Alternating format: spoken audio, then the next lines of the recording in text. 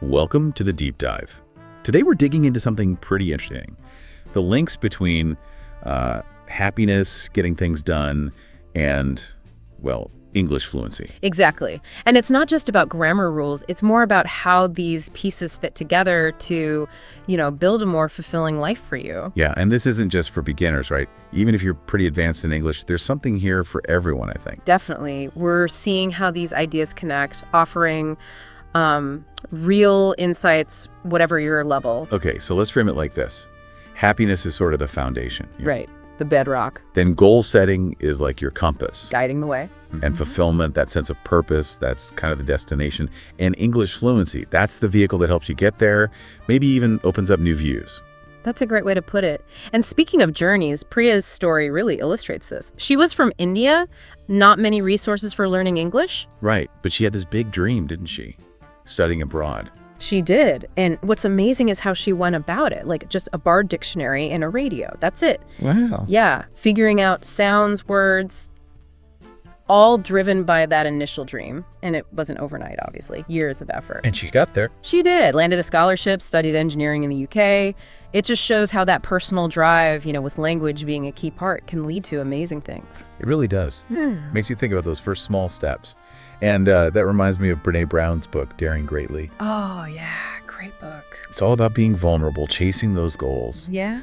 Very relevant for language learning, I feel. Okay, so let's start with that foundation. Yeah. Happiness. Okay, so happiness. People have thought about this forever, right? The ancient Greeks had this idea, eudaimonia. Right, that's not just feeling good for a moment, is No, it? exactly. It's deeper, like flourishing, living a life with meaning, with virtue. And modern science talks about well-being. Which includes?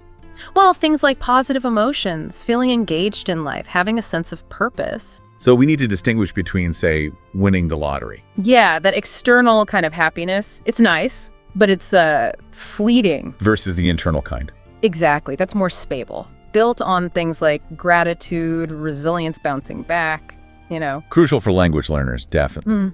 And optimism. That's the stuff that keeps you going through the tough patches. Okay, that makes sense. And you mentioned resilience. Yeah. That story about Maria from Spain comes to mind. She lost her job, single mother, tough situation. Really tough. And it highlights that question. How do you cope when things feel overwhelming? Which, let's be honest, can happen when you're wrestling with a new language. Absolutely. So Maria found this gratitude challenge. Just write down 3 things you're thankful for each day. Which must have felt hard in her situation. Probably. Maybe even a bit silly at first, but she did it. Little things. My daughter's smile, a warm meal, a quiet moment. And gradually, things started to shift. Her mood lifted, she reached out to friends, eventually found a new job. Gratitude wasn't magic, but it gave her strength. And maybe even writing those things down in simple English helped reinforce something. Could be. Focusing on the positive, connecting it to the language itself, it's a powerful loop. Interesting.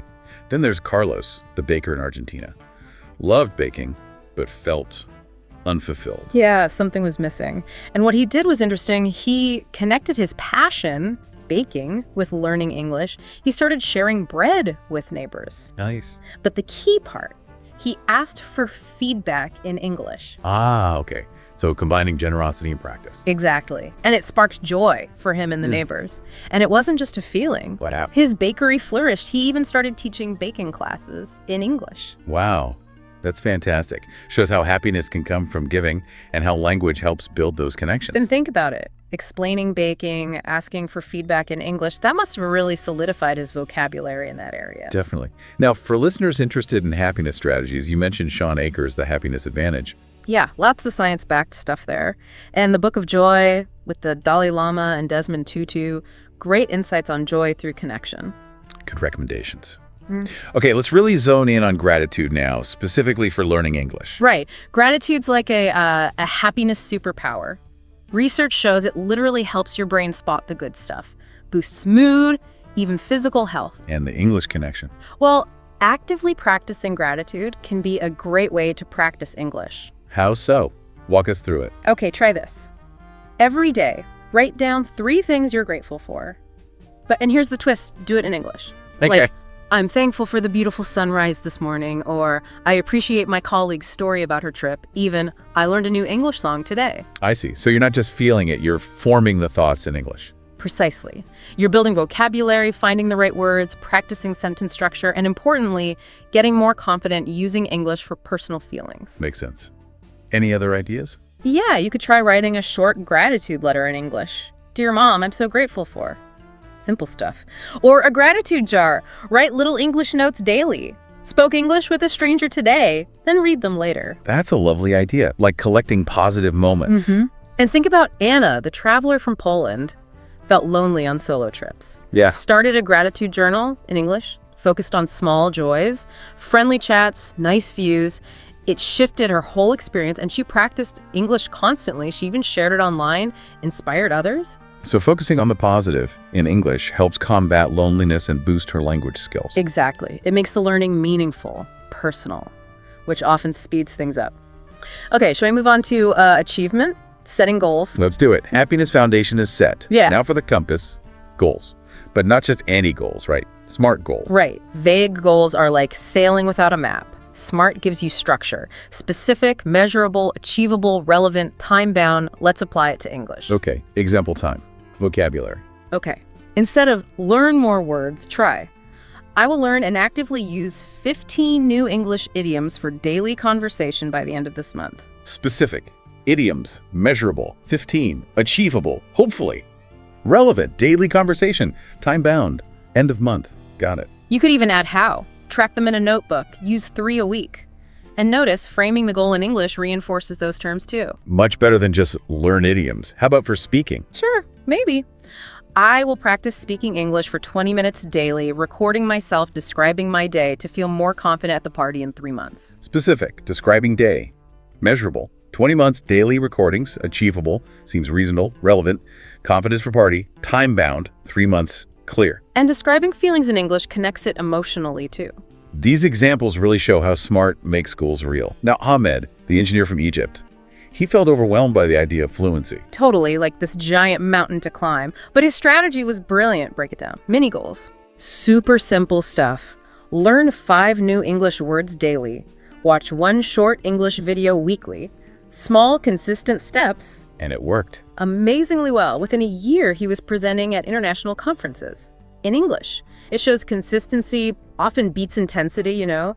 Each small English win built his confidence. Small wins, big results. Love it. And Sophia, the marathon runner from Greece, she applied her running mindset. Exactly. She knew about training, incremental progress. So her SMART goal was read 1 English running blog post every week. Tied right into her passion. Perfectly. Built her vocabulary in an area she loved. And now she coaches runners worldwide in English. Shows how targeted goals fuel bigger success. So inspiring. And for books on this, Atomic Habits by James Clear is fantastic for building those routines. Essential read. And The 12-Week Year by Brian Moran, great for focused goal cycles. Okay, mini goals are key. Let's get the listeners involved. Think about your big English goal fluency, an exam, a job interview. Right. Now try to nail down 3 mini goals supporting that. 1 for the month, 1 for the week, 1 for each day. Okay, so maybe monthly. Watch an English movie, no subtitles, understand 70%. Good one. Weekly could be. Learn 5 new phrases, use them in sentences. Daily. Speak English for 5 minutes about my plans, even just out loud to yourself. These steps make the big goal feel manageable. And look at Lee, the student from China aiming for that tough English exam. Overwhelmed. What was her starting point? Almost absurdly small. Read 1 English sentence aloud every day. Just 1. Just 1, but consistently. Then it became paragraphs, then essays. She passed the exam, now she tutors English. All from that single daily sentence. Incredible. Any step forward counts. Now, let's be real. It's not always smooth sailing. Roadblocks happen. How do we deal with those? Yeah, gotta have a toolkit. Accountability partners are huge. Team up with a friend, share weekly wins, struggles, keeps you going. Like a personal support system. Totally. Then there's habit stacking. Link English practice to stuff you already do. Vocab while making coffee. Podcasts on your commute. Smart. Integrate it. And visual cues. Stick motivational notes around. Keep going on your mirror. Hope on the fridge. Little reminders. Practical tips. Let's see them in action. Lisa, the student from China who moved abroad, felt isolated. Very. Language barrier hit hard. But finding an accountability partner, Sarah, changed things. Daily practice, shared tips, encouragement. It built Lisa's confidence so much, she started writing poetry in English. Wow, connection makes such a difference. And Jamal, the teacher in Jordan. He used visual cues creatively, put English vocab cards up on his classroom walls. Integrating it into his job. Exactly. It became this natural learning opportunity for him and his students. They got into it, and his fluency improved noticeably just from explaining the words. Clever. And for digging into perseverance, Angela Duckworth's Grit is a must-read, right? Absolutely. Passion and perseverance key for the long haul of language learning. Okay, foundation, happiness, compass dot goals, destination. A fulfilled life. Let's talk about crafting that. Right. Fulfillment isn't just ticking boxes, it's deeper. Inner satisfaction, meaning we can think of it resting on 3 pillars: purpose, passion, and people. Okay, break those down. Purpose. Purpose is your why. What drives you? For English learning, maybe it's talking to family, a dream job, understanding different cultures better, your core motivation. Got it. And passion. Passion's what lights you up, what you genuinely enjoy. Loving English novels, debating online in English, writing songs, connecting learning to that makes it enjoyable, not a chore. Makes sense. And the third pillar, people. Your network. Friends, family, fellow learners, teachers, they encourage you, learn with you, celebrate wins, makes the journey better, provides practice. Purpose, passion, people. Nice framework. How does this look in real life? Tell us about Juan, the dad in Mexico. Juan found his purpose helping his daughter with English homework. Those nightly sessions strengthened their bond, boosted his English too. He ended up volunteering at her school, speaking fluent English, purpose-driven outcome. That's lovely, connecting learning to family. And Elena, the Russian musician. Passionate pianist, but English music terms, lyrics, challenging. So her love for music became her reason to learn English. Studied lyrics, tutorials, merged passion and practice. Now she performs internationally, collaborates with English speakers. Passion opened doors via English. Fantastic examples. And for exploring purpose and motivation, you recommend The Power of Purpose by Richard Leiter. Yes, and Daniel Pinkstrive really helps understand what gets us going. Okay, let's get practical again. How can listeners weave their why into their English learning? Try writing down your personal why in English. Like, I'm learning English to connect with colleagues globally. Makes it concrete. Then visualize your life in 5 years. Fluent, what do you see? I'm teaching abroad, making friends worldwide. That visualization makes it real, doesn't it? Gives you something to aim for. One more story on this. Aisha from Kenya. Her why was global volunteering using English. She visualized it daily, practiced relentlessly, joined an aid group. Now she's doing it, helping communities worldwide, powered by her English skills. Her purpose became reality. Powerful stuff. Okay, we've got the foundations, the direction, the destination. Now for the vehicle itself, building English fluency. Let's talk specific strategies. Absolutely. Let's start with something often called a fluency shortcut. Immersion. Surrounding yourself with the language. Exactly, as much as possible. Doesn't mean you have to move countries. Media is huge. Start with cartoons, maybe subtitles in your language, then English subtitles, then none. Shows like Friends are great for everyday chat. Good starting point. What else? Digital switch. Change your phone, computer, tablet language to English. Every notification, every menu is a mini lesson. Also, label stuff at home, window, chair, narrate your chores in English. I am washing the dishes. Making it part of your environment. Any creative immersion stories? Sophie, the artist from France, she wove English into her painting, listened to art podcasts, labeled supplies in English, wrote artwork descriptions in English. Wow, combining passion and immersion. Yeah, it boosted her fluency and helped her sell art internationally. Her English became part of her art. Amazing. Yeah. And a more traditional media approach. Ravi, the movie buff from India, watched English films daily, started mimicking lines, paying attention to nuances, got so confident he started hosting English movie nights. Great progress. For deeper dives on immersion, Fluent Forever by Gabriel Weiner. Excellent resource. And Steven Pinker's The Language Instinct, fascinating on how we acquire language generally. Okay, immersion covered. Let's get active. Yeah. Speaking practice. Shadowing first. Yes, shadowing is brilliant for pronunciation, intonation, rhythm. You listen to audio, repeat it immediately, trying to match the speaker exactly. Where's a good place to start with that? Start small. 2-minute clips maybe, slower content first, kid stories, beginner podcasts, then gradually ramp up the speed and complexity. Any success stories with shadowing? Hana from Japan. She shadowed English-dubbed anime clips. Got her pronunciation so good, so natural, she ended up becoming a voice actor for English dubs herself. Oh, no way. That's incredible. Okay, shadowing's powerful. What about role play? Also key, practicing real-life situations in a safe space. Ordering food, asking directions. Hello, I'd like a pizza. What kind? Vegetarian, please. Feels maybe a bit weird at first talking to yourself. Maybe. But it builds confidence. Helps you think on your feet in English, record yourself, listen back, or practice with a friend. Give each other feedback. Has role-playing helped someone overcome speaking nerves? Marco, the Italian chef, knew English well, but super shy speaking it. He role-played customer interactions over and over, ordering, questions. It broke down that shyness. Now, he teaches cooking classes in English. Fantastic. Shows how practice beats anxiety. Okay, moving to another core skill, writing and reflection. Journaling in English. So valuable. Improves writing, obviously, but also helps you process your learning, track progress, use new words. Try making it a daily habit, even just a few sentences. Today, I learned serendipity and ran into an old friend serendipity. So it's practice in making the language personal. Exactly. Active practice plus self-reflection. Helps you see patterns, focus your efforts, connect with English more deeply. Anyone benefits significantly from journaling. Clara from Brazil started journaling her English journey from day one. Simple entries at first, but as she improved, her journal got more detailed, reflective. She shared it online. Now her blog inspires thousands of learners. Started as just a personal habit. Amazing how that can evolve. And for exploring writing, The Artist's Way by Julia Cameron and Writing Down the Bones by Natalie Goldberg are great, yeah. Highly recommend both for unlocking creativity through writing.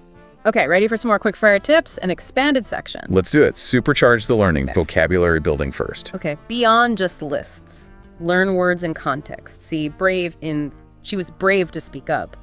Then find synonyms. Courageous, fearless. Understand how it works. Makes sense. Context is king. What else? Spaced repetition systems, SRS apps like Anki. They quiz you on words at increasing intervals, fighting the forgetting curve. Moves words to long-term memory. Like learning hope, it shows it to you again just before you'd forget it. Also, themed word groups. Travel, journey, explore, destination, itinerary. See the connections. Good strategies. Any creative vocab builders you remember? Raj from India made amazing word maps. Definitions, sentences, synonyms, antonyms, drawings, personal links. Really deep learning. Won a spelling bee. Wow. For vocab resources, Word Power Made Easy by Norman Lewis. Classic. And the elements of style great for precise word choice, even though it's about writing style generally. Okay, next up. Listening comprehension. Crucial skill. How to improve it. Podcasts, All Ears English for beginners intermediate. The Daily for more advanced news junkies. Yeah. Also, transcription. Pick a 1-minute audio clip, write down everything you hear, then check against the text, pinpoints exactly what you missed. Sounds challenging but effective. Anyone use that well. Nina from Ukraine wanted to understand English song lyrics, started transcribing them meticulously. Her listening skills rocketed. Now she sings along perfectly. Passion driven practice again. Okay, pronunciation and accent. Tricky area. Focus on phonemes, the basic sounds, like T versus T. Record yourself saying contrast words. Think tick. Thises. Listen back carefully. Tongue twisters help too. She sells seashells. Trains your mouth muscles. Fun and effective. Any specific success stories here? Yuki from Japan. Struggled with R and L. Practiced tongue twisters daily, focusing on those sounds, mastered them. Now has a popular YouTube channel teaching English pronunciation. Brilliant. For accent help, American Accent Training by Ann Cook. Good one. And Ship or Sheep by Ann Baker for tricky vowel sounds. Okay, reading strategies. Yes, how to read effectively for learning. 2 main ways. Extensive reading, lots of easy material like graded readers. Few new words per page, builds fluency enjoyment. Then intensive reading, shorter text, deep analysis, news articles, story, look up everything, break down sentences, maybe rewrite parts. So broad reading for fluency, deep reading for analysis. Yeah. Got it.